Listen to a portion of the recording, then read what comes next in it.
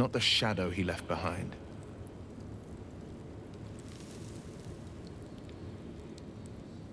My father and I were close once upon a time, until he disowned me and cast me out of Baldur's Gate. I can't tell you more. The pact forbids it. My lips are quite literally sealed. The inevitable consequence of inseparable events.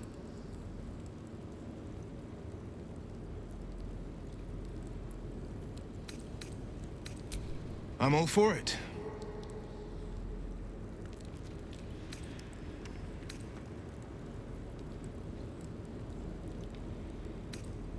It's said that anyone who bathes in the river of blood emerges as one born anew. It's a lot like that, I imagine. I feel the weight of these horns on my head, curling upwards like a mammoth's tusks. I feel these ridges snaking down my neck. Not to mention a few bumps and prongs in unmentionable places. But I haven't seen my reflection just yet. Be my mirror. What do you see?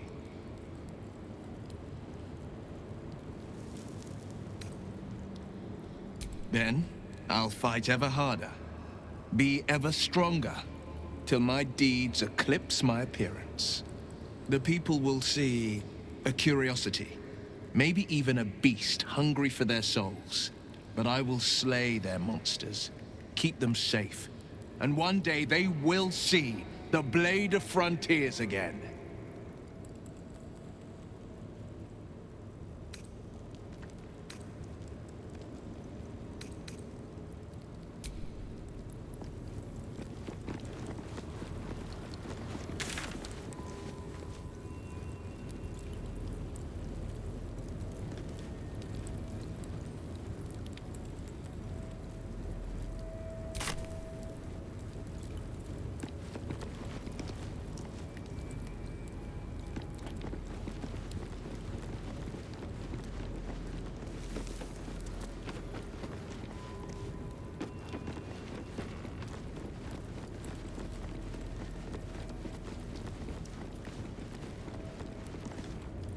Who there, wanderer? Stay thy course a moment to indulge an old man. Elminster? The very same, Gale. And a fair bit miffed he is, too, finding himself forced to expose his best pair of boots to so many miles of country road on your behalf.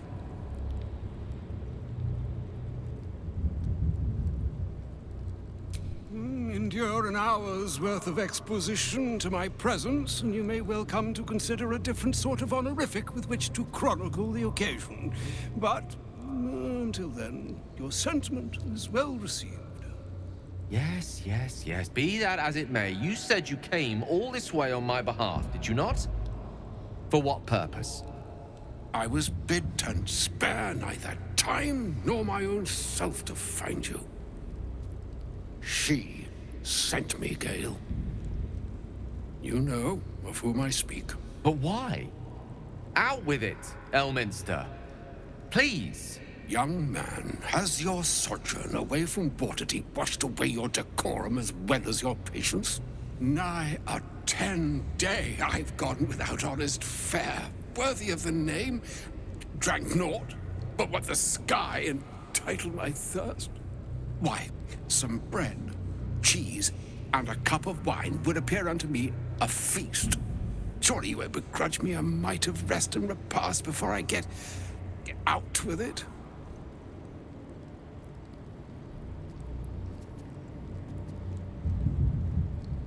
Oh, for the love of... This way then? To your camp. Oh, don't dawdle now, lad. You're the one who's in such a frightful hurry. Oh, nigh on 13 centuries old and he still thinks with his stomach. We'd best follow and see if he's more disposed to speak plainly once it's stopped its grumbling.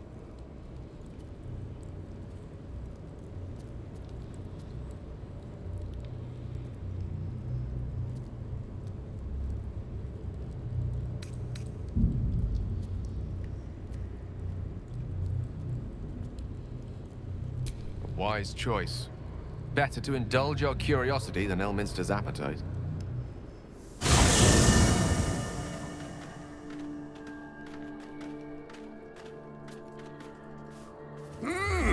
Yes, what a delightful wedge of old Arthurian that was. Doesn't do to parley on an empty stomach, you know. Makes one's words frivolous when they should be grave. Plenty to digest, after all. A good deal to stew over, if you will. Words ladled with import should be savored so as to better absorb their meaning. Wouldn't you agree? Elminster! Right. You see,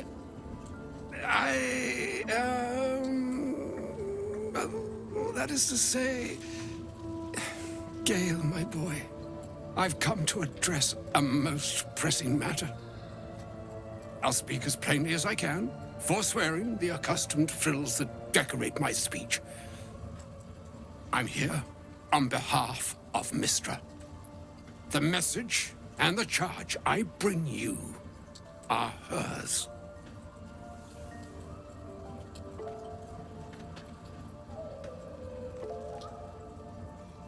Oh, Mistra's delicate feet are ill-suited for the hardships of the road. You know where you went wrong, Gale. And I trust you've told your fellow traveler here the nature of your ills. I can't say that so far I've volunteered the entire truth. Do you mean to say you've never bothered to disclose how dangerous you are? Not in so many words. No. Then you two have much to discuss after I'll have taken my leave. In short, Gale, through his own doing, has become a living explosive that could wipe from this world this very gathering, and much more besides. For his folly, Mystra forsook him. But now, she has decreed he is to be given a chance of redemption. Mystra would consider forgiveness. She would consider what she considers to be forgiveness. Mystra is aware of the misadventures that have befallen you both. She knows of your strife with the Absolute, that most insidious of evils.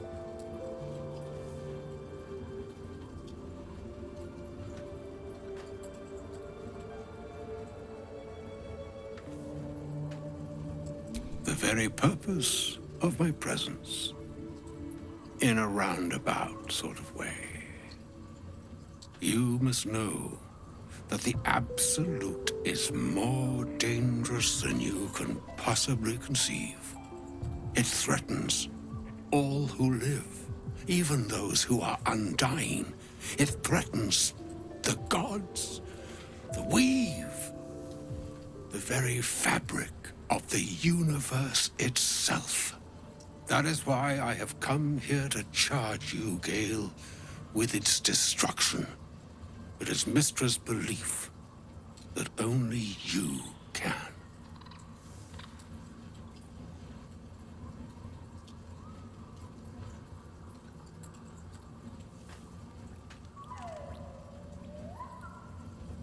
The orb. Precisely. That which renders him so dangerous is an orb of Netherese origin that is buried within his chest.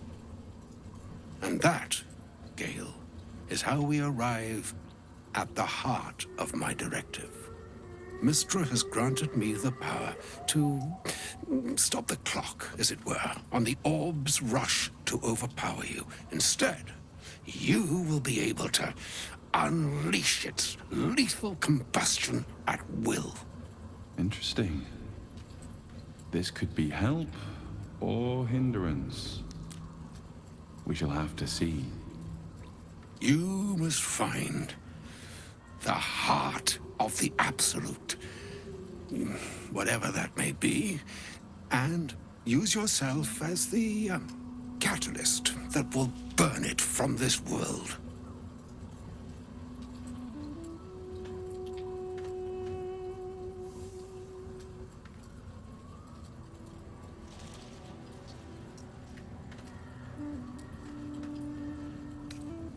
Glad it's not just me. It brings me no pleasure saying this, my friend.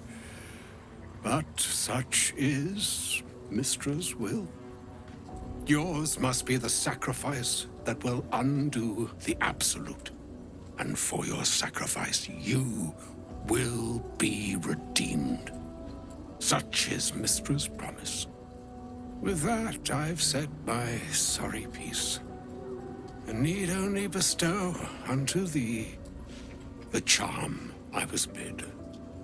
Meine hastra mistraril Italion thras annas distra.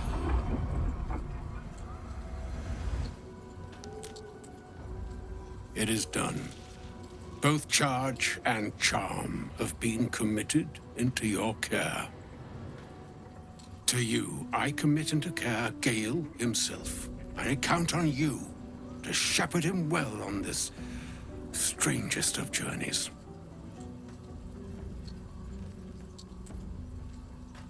On my honor, I'm not sure yet I can say the same.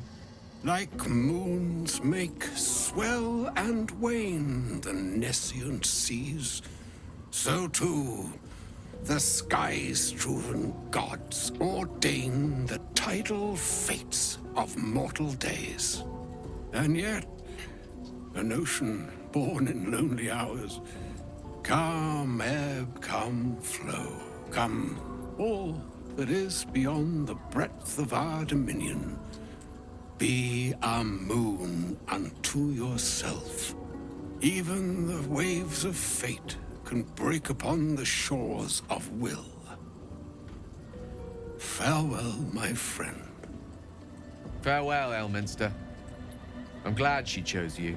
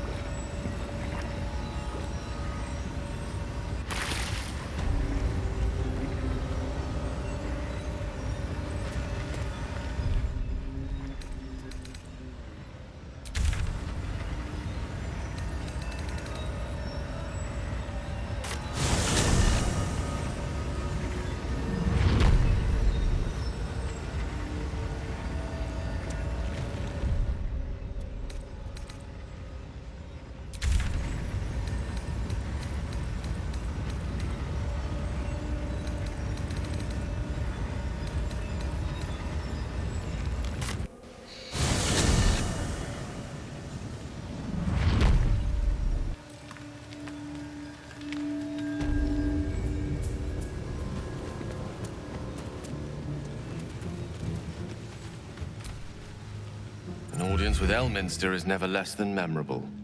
I suppose it's time we dealt with the Hollyphant in the room. You have questions for me, and I promise I have answers.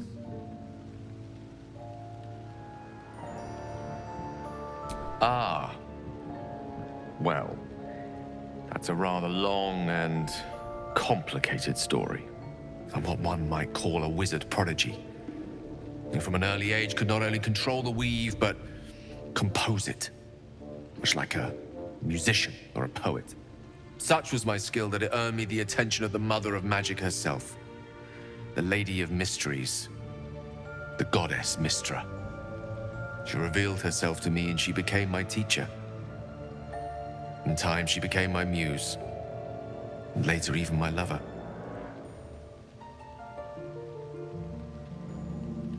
Oh, yes. We enjoyed each other's company. Body, mind, and soul. But even so, I desired more. You see, no matter how powerful a wizard we mortals can become, we never scratch more than the surface of the weave. Mystra keeps us in check. There are boundaries she doesn't let us cross, yet every time I was with her, I stood on the precipice, gazing into the wonders that lay beyond. I sought to cross her boundaries.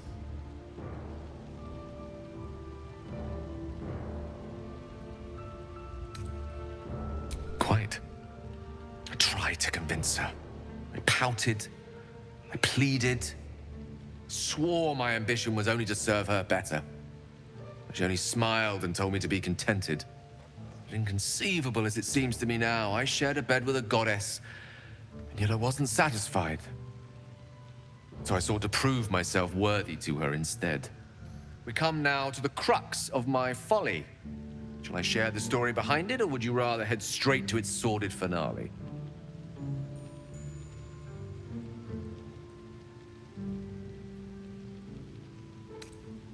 Suffice it to say, I obtained an obscure and ancient book that had locked away inside a much coveted prize.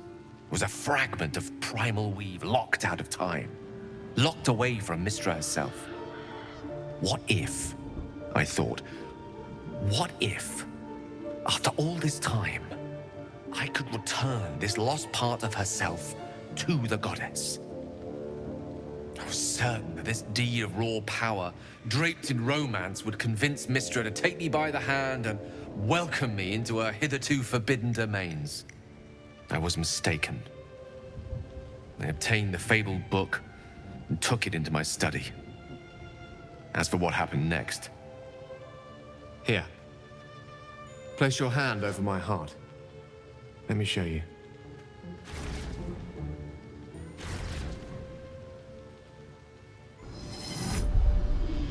You feel the tadpole quiver as you realize Gale is letting you in, into the dark. You see through Gale's eyes, staring down the corridors of a dread memory. A book, bound, and suddenly opened. Inside there are no pages, only a swirling mass of blackest weave that pounces. Its teeth, its claws, it's unstoppable as it digs through and becomes part of you. And gods, is it ever hungry.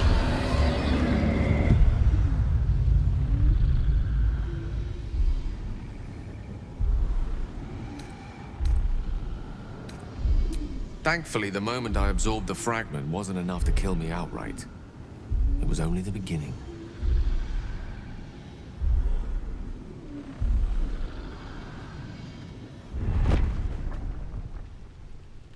This Netherese blight, this orb, for lack of a better word, is balled up inside my chest.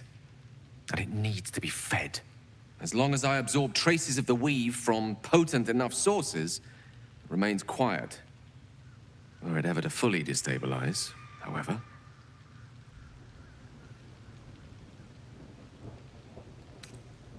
Rather worse, actually. I will erupt. I don't know the exact magnitude of the eruption, but given my studies of Netherese magic, I'd say even a fragment as small as the one I carry, it'd level a city the size of Waterdeep. Fortunately, this need no longer be a concern. Not until I meet the heart of the Absolute, whatever that is.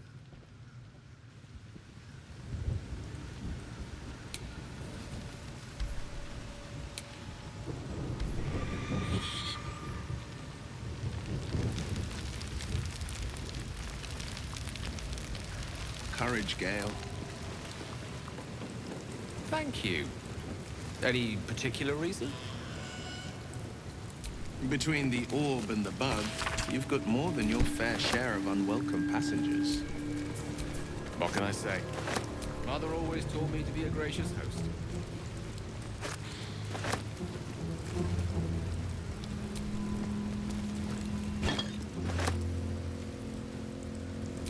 Don't mind if I do.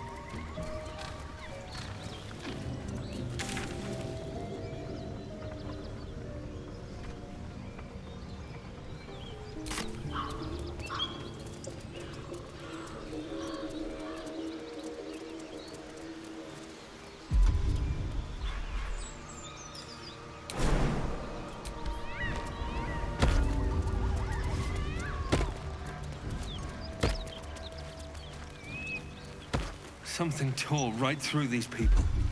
They didn't stand a chance.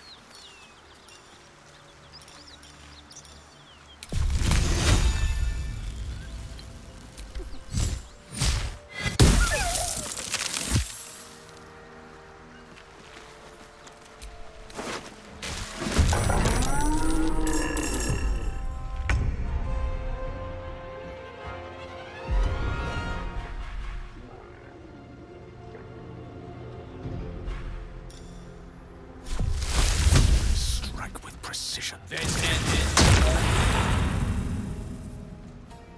Another fight. Let's go.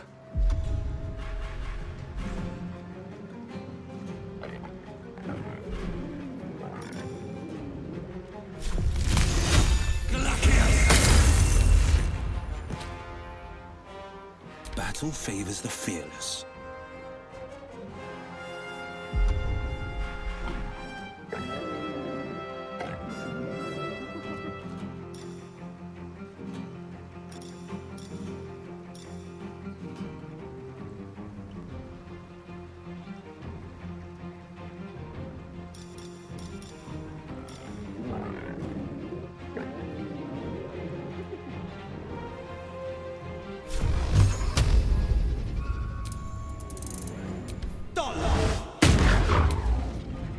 Got to keep fighting.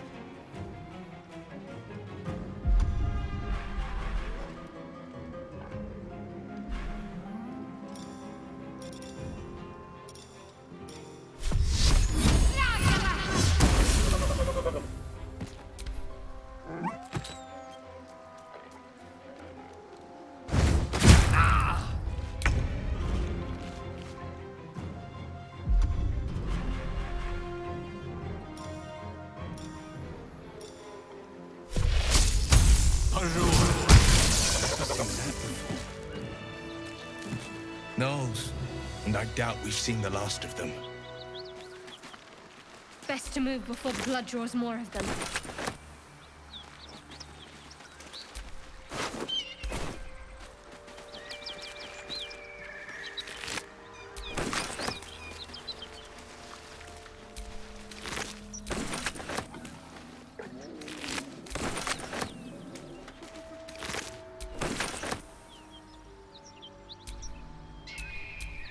A hero at heart.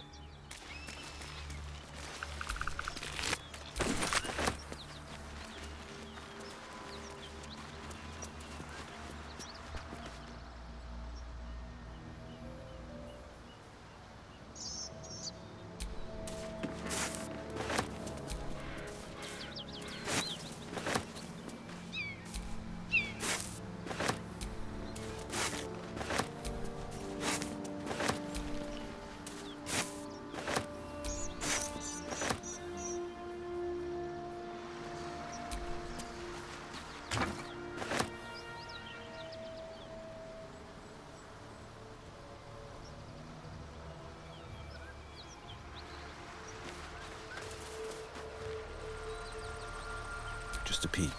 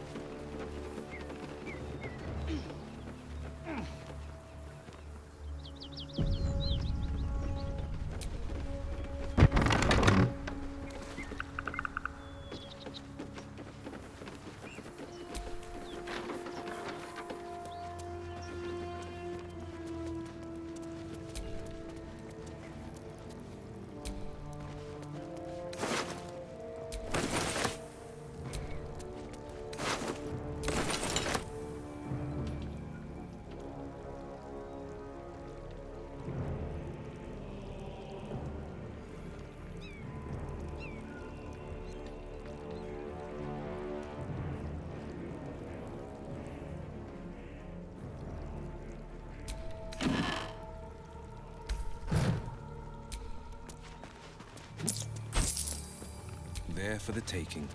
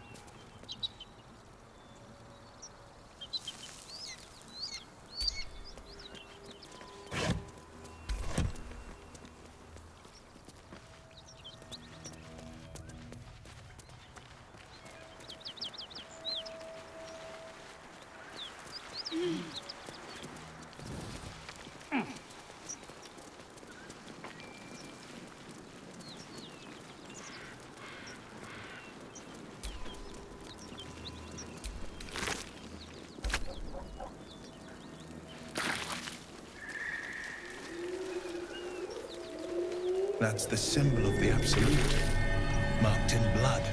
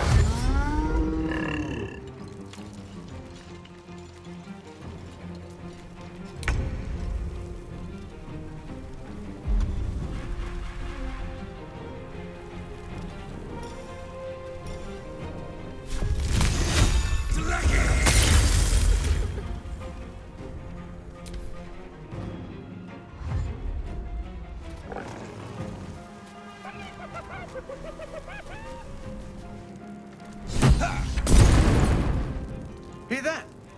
Someone's fighting the gnolls. We should help. Don't be a fool, lad. Shut your mouth and keep your head down. Leave the heroics to them that don't value their own skin.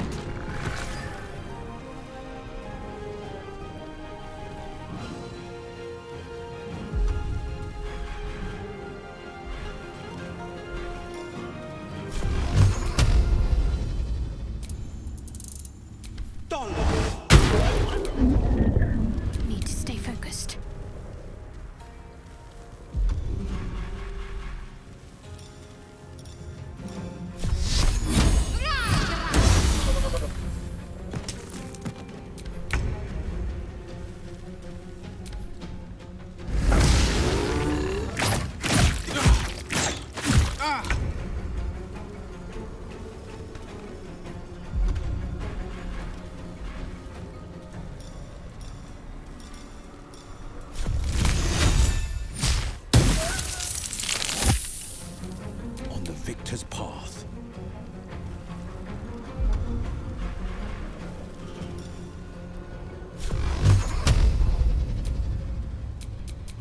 Let's finish this.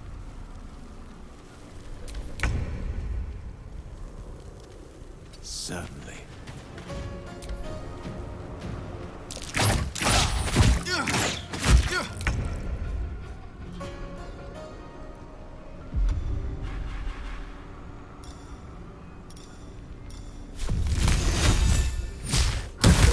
There's an elicited parasite in that corpse. You should take a look. And here I go. By the gods, you're a sweet sight. Are any of my crew still alive out there? This whole journey's been one grim sight after another. Gnolls, goblins, drow. Risen Road's more dangerous than ever. You're the first friendly face we've seen since Eltergard.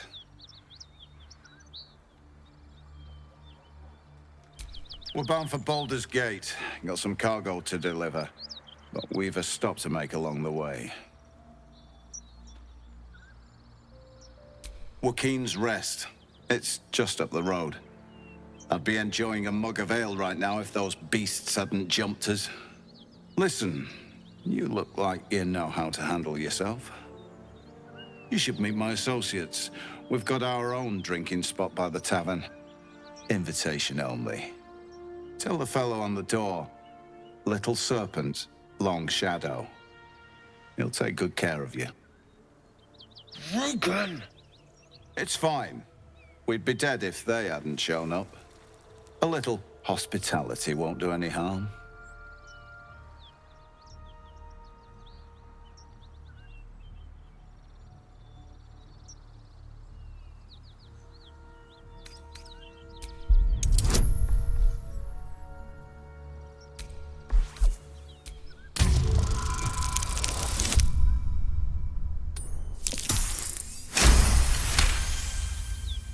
Shame we lost so many agents.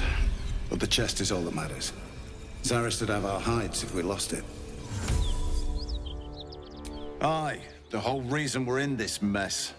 Trinkets for some rich tosser in Baldur's Gate. He gets his shiny baubles. We get a handful of Terenths.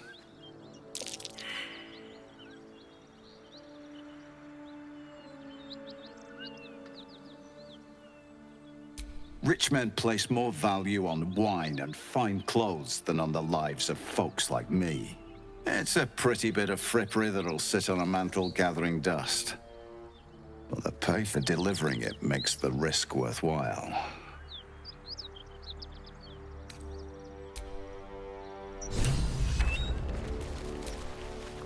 Well, lad, it's our lucky day after all. I don't feel lucky. The rest of our crew's half digested. And you're still alive.